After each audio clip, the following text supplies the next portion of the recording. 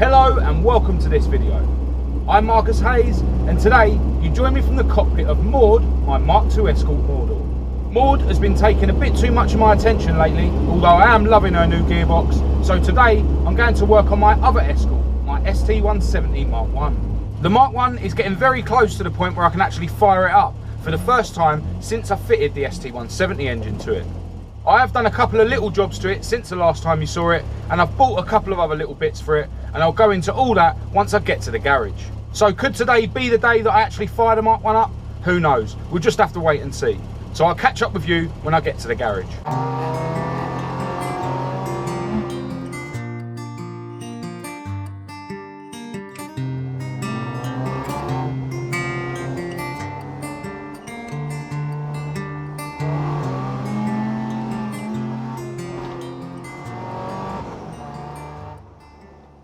Hello, so I've made it to the garage and I've got the Mk1 out. As usual, half the day's already gone. I was really lazy getting up this morning, but there was also a bit of traffic on the way.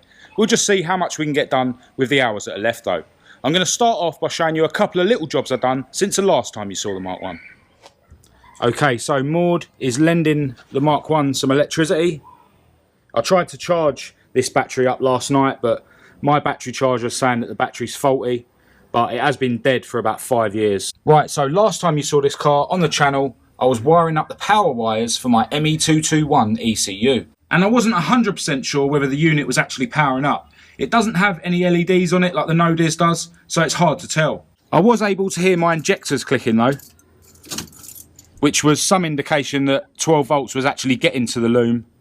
And my voltmeter showed me that power was actually getting to the wires that I'd wired up. So since the last time, I have actually now wired up a relay to the power for the ECU.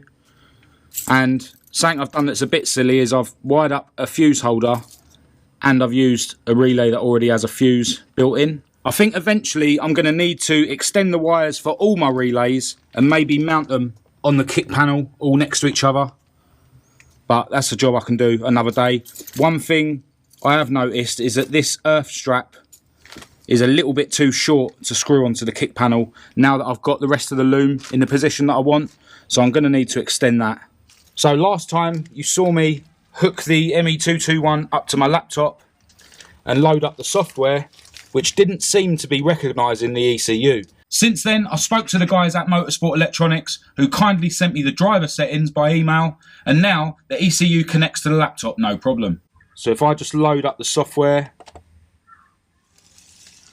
and you'll see that it's attempting to connect straight away. So if I turn the ignition on, you get a loading bar, and that is the ECU hooked up to the laptop. So massive thanks to the guys at Motorsport Electronics for all your help. I really appreciate it. I'll leave a link to the Motorsport Electronics website in the description of this video for all you who are thinking about getting a Motorsport Electronics ECU for your car. Now before I start the car, I need to load a base map into the ECU, and then I need to calibrate the sensors and then have a little look on the software just to make sure everything looks alright before I turn that key. All this is made a lot simpler by Motorsport Electronics' YouTube channel, which I'll leave a link to in the description as well. On there's loads of tutorials on how to get yourself going, so it means that by the time I get to the rolling road, the engine should be running quite sweet. Another couple of bits I've done since the last time you saw this car. I've bought some spark plugs and fitted those, got the HT leads hooked up, and the coil pack is underneath the throttle bodies on a bracket that I got from Retro Ford. I'm still waiting for the plug so that I can plug my loom into my throttle position sensor, which is annoying because I ordered it a couple of weeks ago. I think it's coming from a company called EFI Parts. I've emailed them, but they haven't got back to me yet. I think if it comes to it, I'm just going to have to make up something temporary just so that I can calibrate the throttle position sensor. I've got the air temperature sensor cable tied to the fuel rail. I need to think of a more permanent place for that. Now for the coolant temperature sensor, the plug and play loom seemed like it was a little bit short to reach this when everything on this side was plugged in correctly. Now rather than hard wiring an extension, I've actually made one up which is removable. So I bought the ends and the pins and I just made this little extension wire up using heat shrink. It doesn't look like one of my dodgy wiring jobs, but I did do this myself. So that just plugs into there like that, and then I can plug this end into the coolant temperature sensor. Now behind that coolant temperature sensor, if I just remove this, you'll see that I've done a pretty ropey job of blocking up the majority of the hole that was where my fuse box was mounted. I've got the ECU wiring loom coming through there, and I've literally just bonded on a really thin bit of aluminium to block that up. Although it does look really ropey, all of this side of the engine bay is going to be covered with heat shield, so you won't be able to see it. So this is the heat shield that I'm going to be using to line the engine bay. I got it from Burton Power, and as usual, I'll leave a link to their website in the description of this video. It's actually sticky back, so you just peel it off and stick it on once you've cut it to size. So that should be really easy to fit. And for the wiring loom on this side of the engine bay, I've got this heat shield, which has got Velcro on it, so you just wrap it around your wires and stick it together. So that also should be really easy to fit. I think I need to get the next size down to this, to be honest. Now this was bought from a company called Sunderly from eBay, and I'll leave an eBay link in the description so you can get yourself some of this if you need it for your car. Now I've also fitted a coolant temperature sender for the temperature gauge on the dash, and the wire for that is this red one that comes out of the loom down there. But what I've done is I've found where that wire is inside, and I've just run it out here where the ECU wiring is, so it looks really neat. It's a little black wire there with a ring on it, so I can just cut this wire down now to make it tidier. The engine now has oil in it, and I've got the dipstick fitted. I really wanted a dipstick tube that mounts here rather than the ST170 one, which I think comes out in the middle of the exhaust manifold. So I found this dipstick tube on eBay brand new from a company called Kit Spares. It cost 33 quid, which is ridiculous. And when you add that to my £20 brand new dipstick that I bought a year ago, it means I now have a dipstick on this engine that has cost me over 50 quid. So if you're stupid like me, or incredibly rich, and you want one of these dipstick tubes, I'll leave an eBay link in the description of this video. Right, going into the boot of the car, one thing I didn't do before was wire up the fuel sender. Now the wire for the fuel sender was over here, because this is where the tank was, and instead of feeding it all the way back and round, I just found that wire in the loom over here, and then attached another bit of wire to it, which is then tucked around the back of there, and then I just put a female spade terminal on it and attached it to the sender here. Now, according to the diagrams, the sender should have a little earth tab on it, but my one doesn't have an earth tab on it. You can see sort of where it would be, if you know what I mean. I can't get any closer to show you. I don't know whether maybe it'll earth through the tank because it's bolted to the floor, or whether maybe I need to add an earth to one of these Allen key bolts. I'll just have to see if the gauge actually works once I get the dash back in. But I have put a jerry can of fuel in the tank now, and the other day I ran the pump for a while just to check that there's no leaks at any of the joints, and it's all good. Another thing I bought recently for the engine is this oil cooler. Now this is the standard type that was fitted to ST170s. I've actually got a Mk1 front mounted oil cooler in the garage, but I've heard that they can be a bit overkill on a Z-Tech. And in fact, people that run track cars end up duct taping half of it up because the oil gets overcooled. Now this goes in between the oil filter and the block, and then you connect your coolant lines to it. I actually did get one of these with my engine, but I've heard that when these get old, the seals can break inside, and then you end up with oil mixing with the water, which is obviously not good. So I've been looking out for a brand new one, and this one came up on eBay. I think I paid about 13 quid for it plus postage, so not expensive. I'm not actually going to bother fitting this just yet. I can get the engine running first, and then before I actually put it on the road, I can fit this. Right, so I've hooked up the starter motor, and I've hooked up my oil pressure gauge to the block, and I want to turn it over until I get oil pressure before I even think about trying to actually start the engine.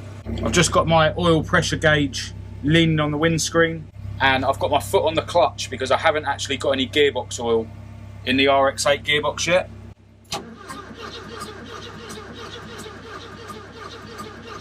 Right, so I'm going to try removing the spark plugs, which will enable the engine to spin a bit faster, and then hopefully I'll be able to get oil pressure.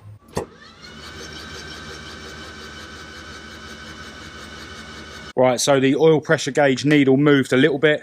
Not by much, it has to be said, but at least I know that the oil is actually circulating around the engine. So now I'm going to bung the plugs back in, and then I'm going to start looking at the software to load up the base map and get it ready for starting. Got the ECU powered up. Just need to reconnect. So you can see that the ECU is now connected. So I'm going to go through the steps to load a base map into the ECU. I'm not going to film any of this in detail. If you need to learn how to set the ECU up, make sure you check out the Motorsport Electronics YouTube channel. So that's the base map loaded into the ECU. I'm just going to check a few things. Displacement 1998, primary load TPS, cam pattern, ST170. I need to look up the injector size because there's standard ST170 injectors in there. Hopefully I'll be able to find that out online quickly. Right, so I think I'm pretty much all set up to try and start the engine. I haven't got the throttle position sensor plugged in, but I have told the ECU that we're now at 0%. So hopefully I should be able to get it to start and idle. This earth is literally just touching on the body there, which isn't ideal. You can hear the fuel pump pumping the fuel.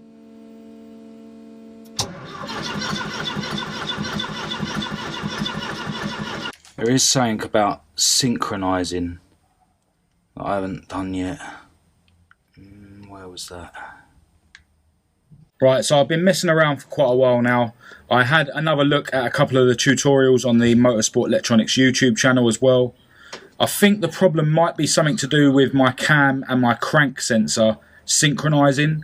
If I turn the cam sensor off on the software, which is obviously what controls the VVT, I am able to get sync, as it's called in the software, and the RPM goes up. So the crank sensor is definitely working properly. When I turn back on the cam sensor, the numbers are going up on the crank and the cam sensor, but the RPM is then not going up.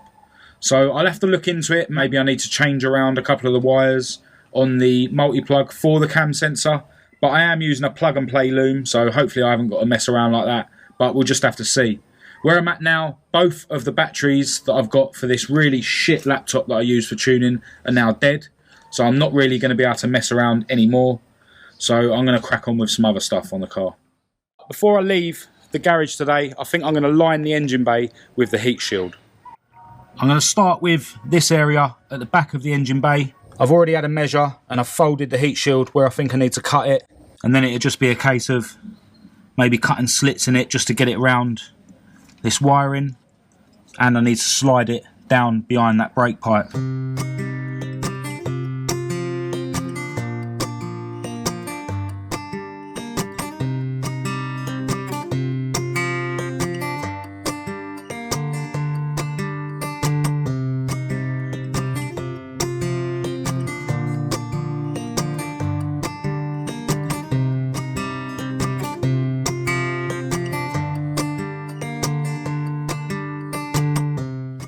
Right, that's that bit done.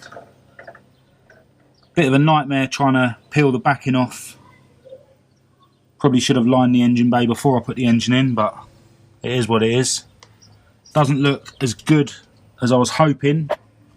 Like there's an area missing here. But with the exhaust manifold in, I doubt things like that will be noticed. If I've got any material left, I can always patch those bits in anyway. Right, I'm going to make a start on this part of the engine bay now. Right, so I've just fitted my exhaust manifold to try and work out how high up I want to put this heat shield. Annoyingly, I then realised that my dipstick tube doesn't fit with the manifold in place. I've bent it about a bit and it seems like it's in properly at the bottom, and I can now mount it back to where I wanted to, so hopefully that'll be sweet. Although the heat shield doesn't necessarily need to go up that high, I think I'm just going to make it meet the edge of this RS strengthening plate. So that should look a bit neater. Right, I'm going to remove this exhaust manifold again now and then get the heat shield stuck to the inner wing.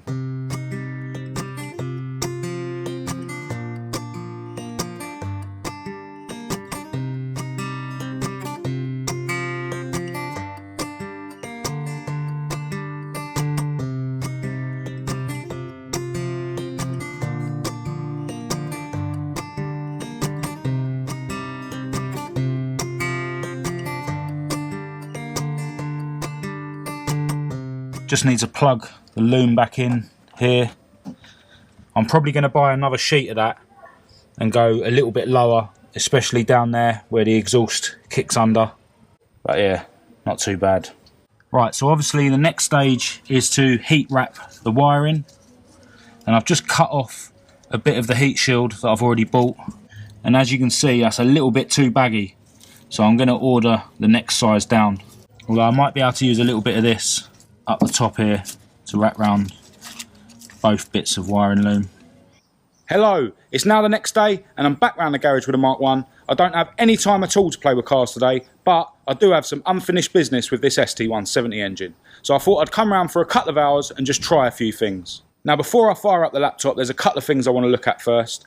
I noticed yesterday after my laptop batteries died that when I was cranking, I couldn't really hear the noise of the pump. So shortly after that, my mate George came round and I got him to have a listen in the boot while I was cranking, and he confirmed that the pump was still pumping, but it was very quiet. So there's obviously not enough juice going to the pump when I've got the starter engaged. And then I realised that I didn't have the earth strap fitted, which normally bolts to the block around the starter and attaches to the bulkhead behind there. Now I really should have attached that earth strap to the bulkhead when the engine was out, but I didn't, so I'm going to have to put it somewhere else. So the first thing I'm going to do today is hook up that earth strap. Okay, so I have got a really nice braided earth strap somewhere, but I couldn't find it. And like I say, I haven't got much time to be messing around looking for things today. So I've just made up this temporary wire. I haven't even put a ring on it. I've just wrapped the copper strands around the bolt and done it up. I did tickle the block there with a flat wheel on the drill just to clean it back to bare metal.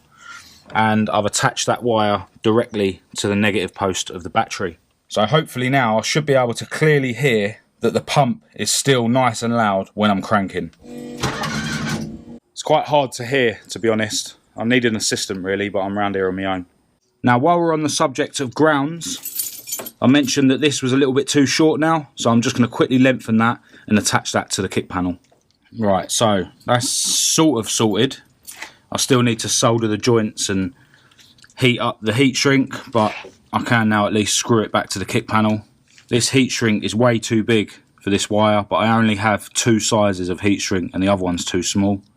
Right, what I want to do now is get some sort of temporary connection between the ME221 loom and the throttle position sensor. I don't want to cut this plug off, as I explained earlier in the video, so I'm going to make up some wires that will join from this plug to this plug. Now this plug for the loom has female spade terminals in it, and I've got some flat ones to go in there, but this plug on the TPS has male round pins in it.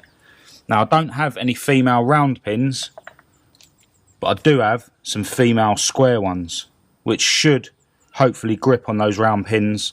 It's only a temporary wire, so hopefully that'll do the job. And I've actually just realised that these terminals are a bit smaller than these ones that I've got. So what I might do is cut this off, because I'm going to be getting rid of that one anyway, and then just attach these square pins to these wires.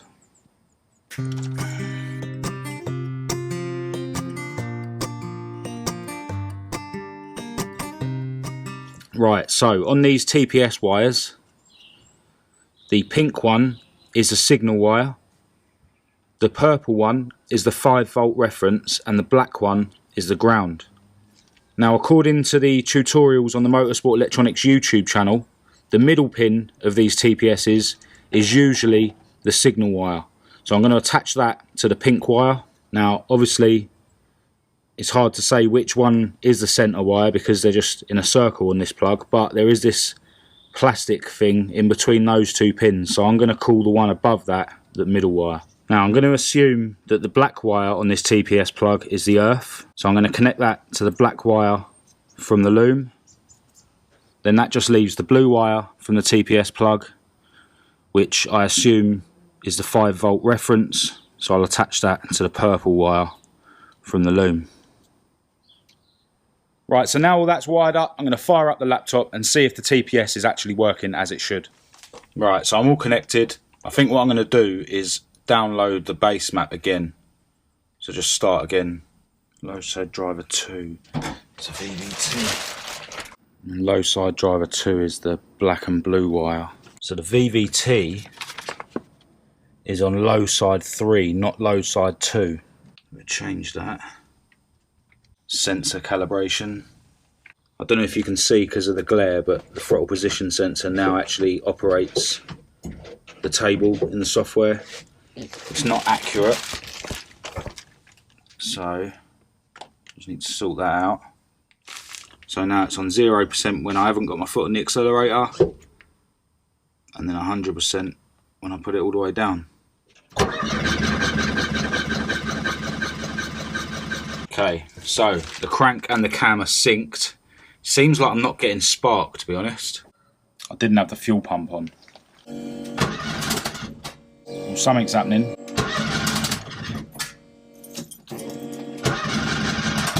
It's definitely trying to fire.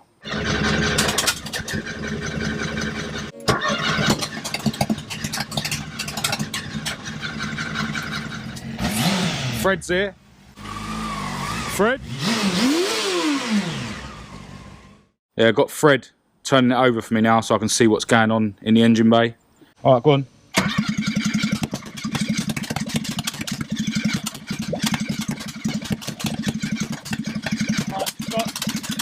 Kicking flames back out of the throttle bodies. Yeah, go on. Just realised the fuel pump ain't switched on. I keep switching it off so that I don't kill the battery, because obviously that's got to go back in mode to get me home. Yeah, it definitely won't start without any fuel.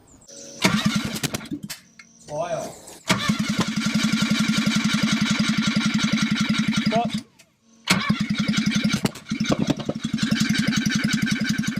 So unfortunately I didn't actually get the engine to run and idle. We've got spark, we've got fuel, we've got pops and bangs, we've got flames, but it's not actually running. I think next time I get the car out I'm going to check the cam timing, and I'm also going to go home and watch all the tutorials again on the Motorsport Electronics YouTube channel. I might even give Motorsport Electronics a call just to see if there's anything they can suggest, because they have been really helpful in the past. So I'm going to end this video here. If you thought it was any good, please do give it a thumbs up and a share. If you thought it was shit, give it a thumbs down. Click subscribe and activate the notification bell to be kept right up to date with any other videos that I post in the future. Make sure you check out my Facebook and my Instagram, and I'll leave the links you need for that in the description as well. Until next time, thanks for watching. See you later from Fred. For those of you who bother to watch the videos all the way till the end, got my glamorous assistant turning the key.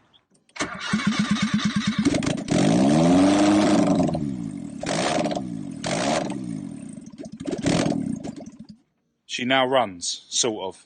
See you next time.